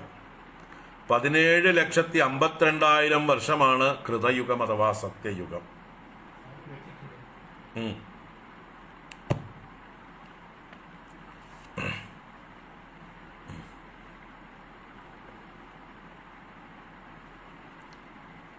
1200 × 365 4,38,000 വർഷം കലിയുഗം. 2400 × 365 ദ്വാപരയുഗം 8,76,000 വർഷം. ത്രേതായുഗം 3,600 × 365 13,14,000. കൃതയുഗം 4,800 × 365 17,52,000. ഇതെല്ലാം കൂടി കൂട്ടിയാൽ ഒരു ചതുർയുഗം ആയി. 12,000 × 365 ഒരു ചതുർയുഗം. ഇങ്ങനെ 1000 ചതുർയുഗങ്ങൾ ചേർന്നാലാണ് ഒരു ബ്രഹ്മാവിൻ്റെ ദിവസം എന്ന് പറയാൻ പോണു.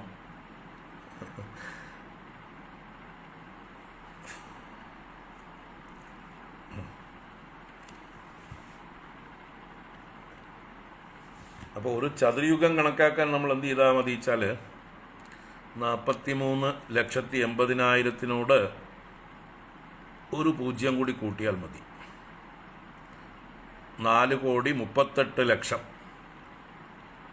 അതാണ് ഒരു ചതുർയുഗത്തിൻ്റെ കണക്ക്.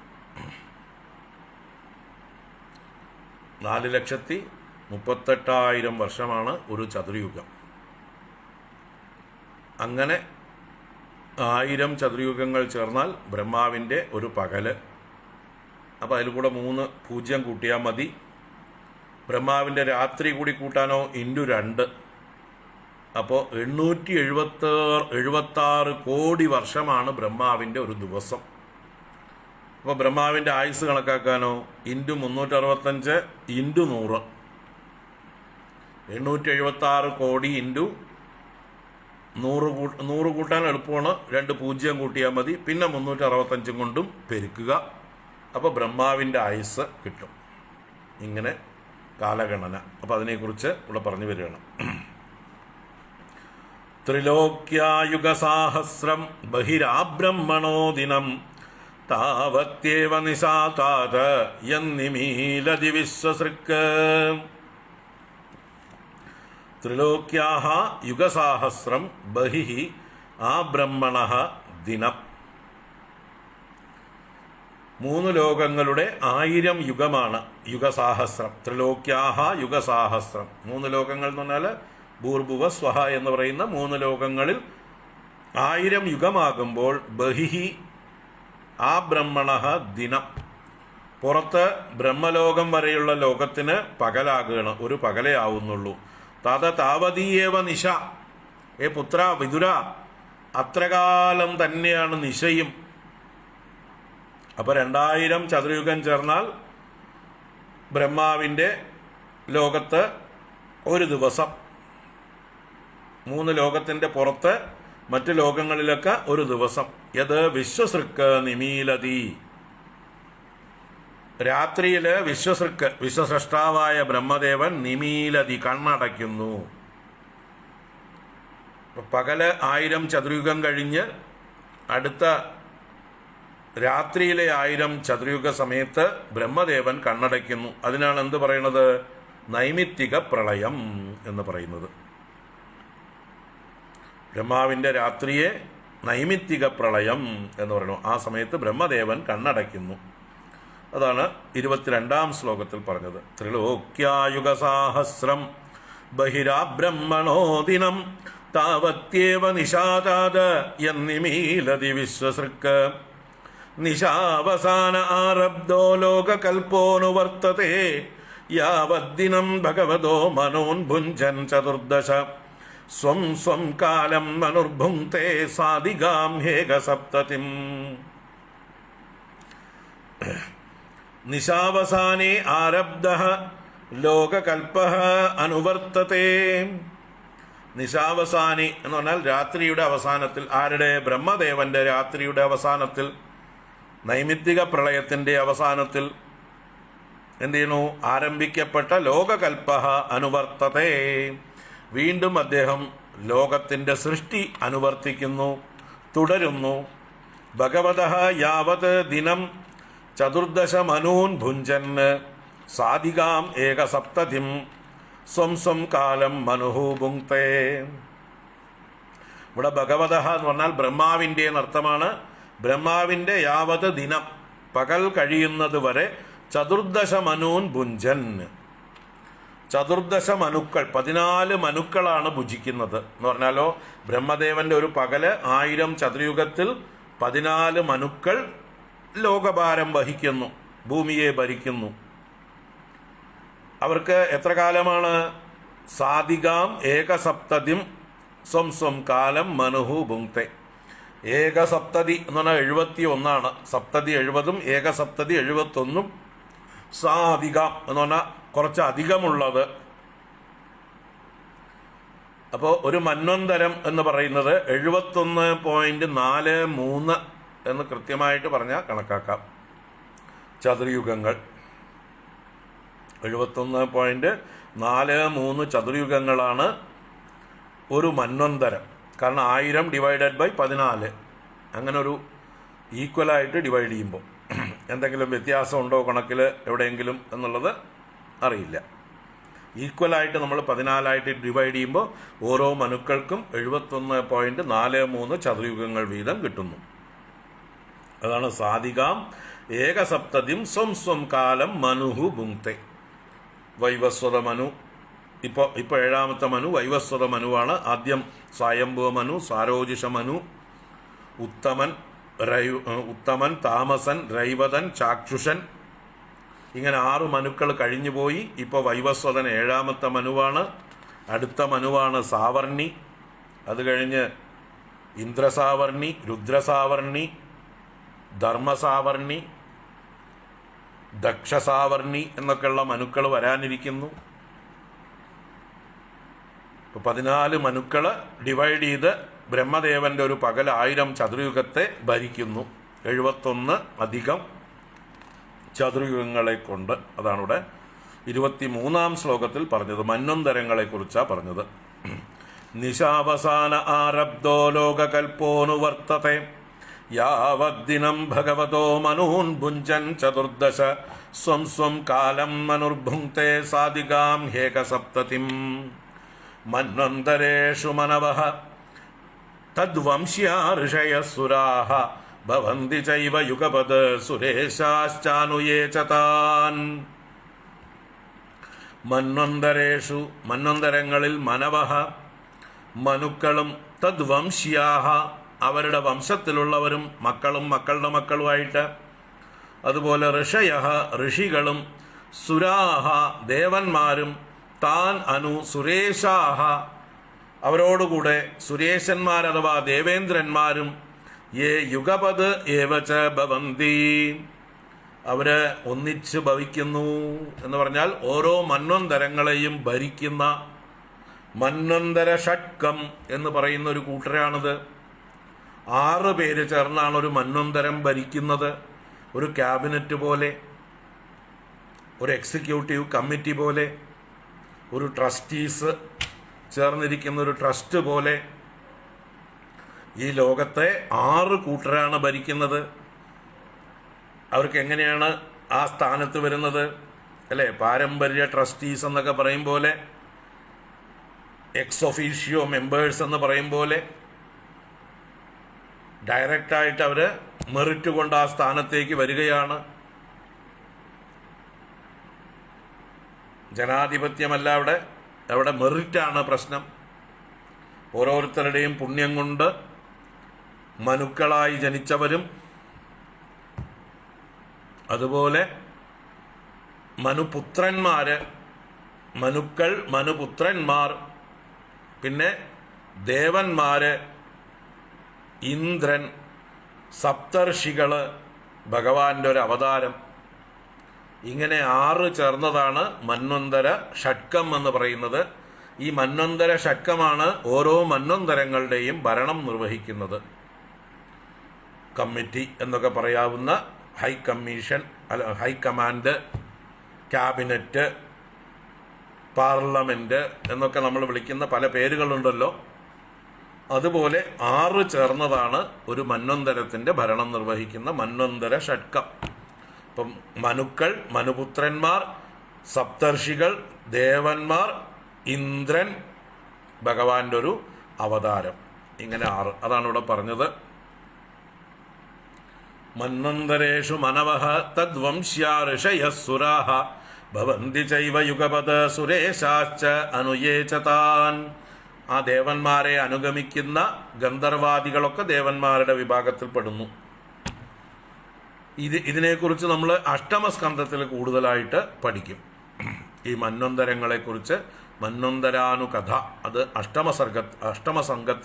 സ്കന്ധത്തിലെ വിഷയമാണ്. യേഷ ദൈനംദിനഃ സർഗോ ബ്രാഹ്മസ്ത്രൈലോക്യവർത്തനഃ തിര്യങ് നൃപിതൃദേവാനാം സംഭവോ യത്ര കർമ്മഭിഃ മന്വന്തരേഷു ഭഗവാൻ ബിഭ്രത് സത്വം സ്വമൂർത്തിഭിഃ മന്വാദിഭിരിതം വിശ്വം അവധി ഉദിത പൗരുഷഃ. ഏഷഃ ദൈനംദിനഃ സർഗഃ ബ്രാഹ്മഃ ത്രൈലോക്യവർത്തനഃ. ഏഷഃ, ഇത് ത്രൈലോക്യവർത്തനഃ, ത്രിലോകത്തിൻ്റെ ഉൽപ്പത്തിയോട് കൂടിയതായിട്ടുള്ള ബ്രാഹ്മഃ, ബ്രഹ്മാവിനെ സംബന്ധിച്ചതായിട്ടുള്ള ദൈനംദിനഃ സർഗഃ, ഓരോ ദിവസത്തിലും സംഭവിക്കുന്നതായിട്ടുള്ള സൃഷ്ടിയാകുന്നു. യത്ര കർമ്മഭിഃ തിര്യങ് നൃ പിതൃദേവാനാം സംഭവഃ. ആ ബ്രഹ്മാവിൻ്റെ കൽപ്പത്തിൽ അവരവരുടെ കർമ്മങ്ങളെ കൊണ്ട് തിര്യക്കുകൾ അഥവാ മനുഷ്യർ അഥവാ പിതൃക്കൾ, ദേവന്മാർ, ഇവരുടെയൊക്കെ ഉൽപ്പത്തിയും ഉണ്ടാകുന്നു. വൈവസ്വത മന്വന്തരത്തിലെ അംശാവതാരം, ഇപ്പോഴത്തെ അംശാവതാരം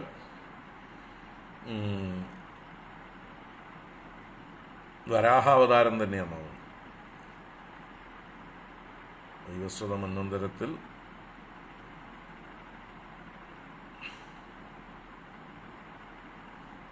വാമനാവതാരമാണോ വരാഹാവതാരമാണോ സംശയം, നോക്കണം. അഷ്ടമ സ്കന്ധത്തിലാണ് അത് പറഞ്ഞിട്ടുള്ളത്, നോക്കാം.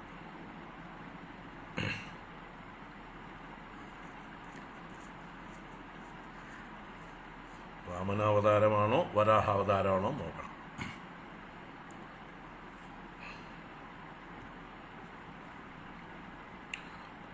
എല്ലാം ഓർമ്മ വയ്ക്കുക. നിങ്ങൾ ചോദിക്കുമ്പോഴാണ് അതിൻ്റെ ഓർമ്മ വരിക, അല്ലെങ്കിൽ അപ്പം പറഞ്ഞ് അങ്ങനെ പോവും. ഏഷഃ ദൈനംദിനഃ സർഗോ ബ്രഹ്മഃ ത്രൈലോക്യവർത്തനഃ തിര്യങ് നൃപിതൃദേവാനാം സംഭവോ യത്ര കർമ്മഭിഃ. അപ്പോൾ ബ്രഹ്മാവിൻ്റെ ഓരോ ദിവസവും ഇങ്ങനെ സൃഷ്ടി നടന്നുകൊണ്ടിരിക്കുന്നു. 3 ലോകങ്ങളും വീണ്ടും വീണ്ടും വന്നും പോയിക്കൊണ്ടും ഇരിക്കുന്നു. മന്വന്തരേഷു ഭഗവാൻ ബിഭ്രത് സത്വം സ്വമൂർത്തിഭിഃ മന്വാദിഭിരിതം വിശ്വം അവധി ഉദിത പൗരുഷഃ.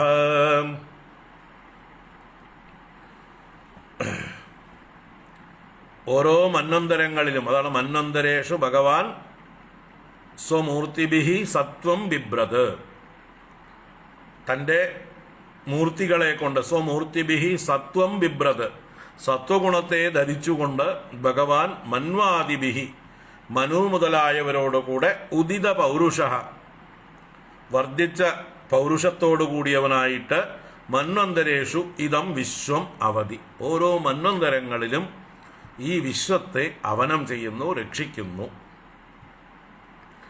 ഭഗവാൻ തൻ്റെ സത്വഗുണം സ്വീകരിച്ചുകൊണ്ട് ഒരവതാരമെടുത്തുകൊണ്ട് ഓരോ മന്വന്തരങ്ങളിലും ഈ വിശ്വത്തെ രക്ഷിച്ചുകൊണ്ടിരിക്കുന്നു എന്ന് പറയാണ്.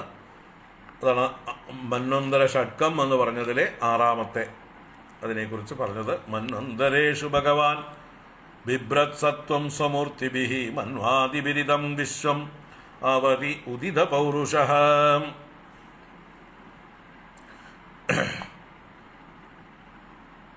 ഇനി 5 ശ്ലോകങ്ങളെ കൊണ്ട് ബ്രഹ്മദേവന്റെ രാത്രിയിലെ സ്ഥിതിയെക്കുറിച്ച് പറയുകയാണ്.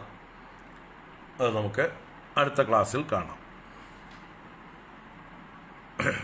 വാമനാവതാരം തന്നെയാണ് അല്ലേ? എനിക്കിപ്പോൾ നോക്കാൻ ഗ്യാപ്പ് കിട്ടാത്തതുകൊണ്ട് ഞാൻ നോക്കിയില്ല, പുസ്തകം അടുത്തില്ല. മിക്കവാറും അത് തന്നെയാണ്, വാമനാവതാരം തന്നെയാണ് വൈവസ്വത മന്വന്തരത്തിലെ അവതാരം. ഓ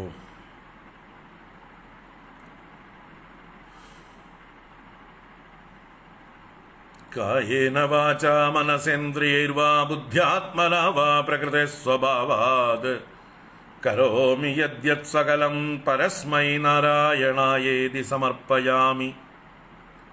ഓം ശാന്തി ശാന്തി ശാന്തി.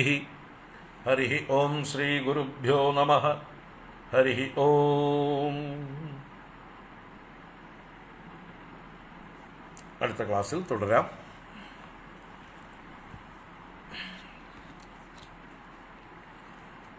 നാളെ മറ്റന്നാൾ എന്തായാലും ഉണ്ടാവില്ല ക്ലാസ്. മറ്റന്നാൾ ഒരു വലിയ പരിപാടിയുണ്ട്. നാളെയും കൂടി നോക്കിയിട്ട് പറയാം. നാളെ രാവിലെ ഒന്ന് നോട്ടിഫിക്കേഷൻ നോക്കിക്കോളൂ. ഒരു തിരക്കുണ്ട്, അത് കൺഫേം ചെയ്തിട്ട് നാളെ ചിലപ്പോഴേ ക്ലാസ് ഉണ്ടാവുള്ളൂ. ഹരി ഓം നാരായണ.